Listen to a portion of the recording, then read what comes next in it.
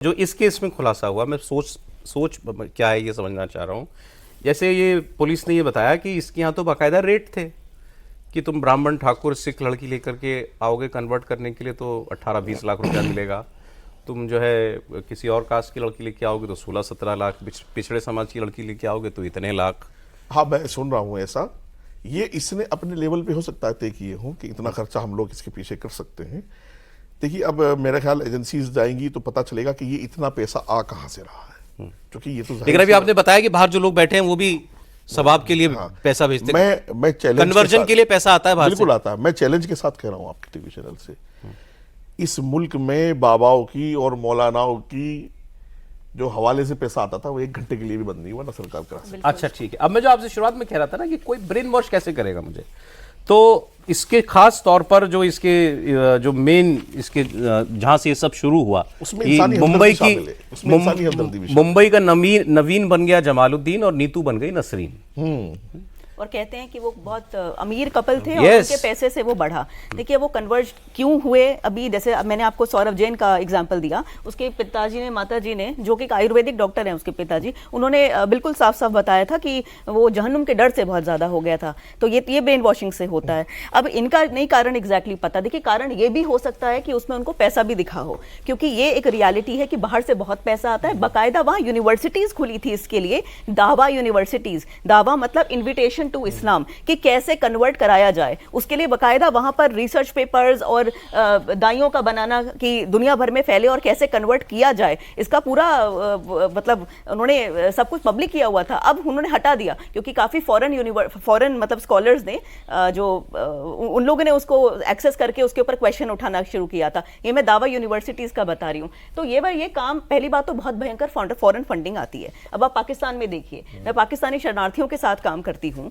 और वहां पर ऐसे ऐसे केस आते हैं कि अभी हाल ही में पिछले महीने का केस है, एक ही हिंदू परिवार के 4 बच्चे, 3 बहनें और उनका एक मेल कजन, 2 बच्चे 18 से कम यानी 13 और 14 साल के और 2 बच्चियां जस्ट 18-19 साल की।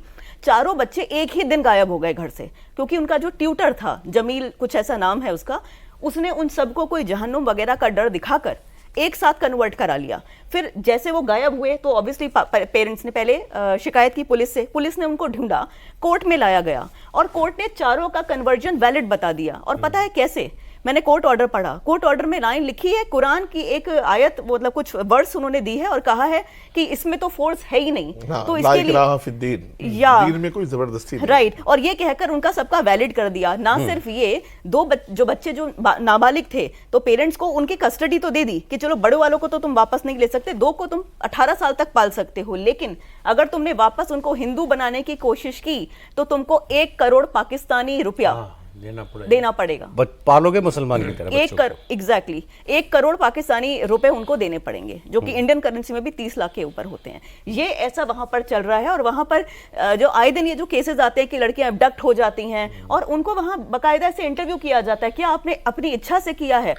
ये मैं इसलिए बता रही हूँ क्योंकि आप अभी आर्टिकल 25 की बात कर रहे थे और ये बता रहे थे कि डिबेटेबल है। सबसे बड़ा प्रॉब्लम ये है कि प्रोपोगेशन में जो आप तरीके यूज करते हैं वो कहां तक वैलिड है। अगर आप ये डरा रहे हैं कि अगर आप नहीं आओगे तो आपको जहन्नुम मिलेगी, आप हमेशा कयामत में उसमें मतलब आप दोजख की आग में जलोगे, दूसरा आपको तो इन सब के खिलाफ रोक क्यों नहीं है? कन्वर्जन पर एक बार एक चीज कही थी कि जब किसी व्यक्ति का धर्म परिवर्तन होता है तो केवल वो धर्म नहीं बदलता, वो अपने समाज से और देश से भी कट जाता है।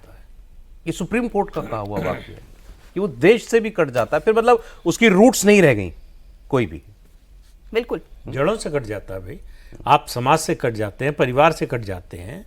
आपका जो जिस कल्चर में आप पले बढ़े हैं, आपके बाप दादा पले बढ़े हैं, उससे बिल्कुल अलग कल्चर में जाते हैं जो उसका विरोधी है, और वो आपको उसको स्वीकार करने के अलावा फिर आपके सामने विकल्प नहीं रहता। अरे सर, ये बताइए फिर ये जो ईसाई मिशनरी कन्वर्जन होता है और ये जो कन्वर्जन हो रहा है जिहादी कन्वर्जन, क्या फर्क क्या है इन दोनों में? वो सेवा दिखाते हैं, वो चमत्कार दिखाते हैं। जैसे इस समय सबसे ज्यादा ईसाई कन्वर्जन हो रहा है तो पंजाब में हो रहा है।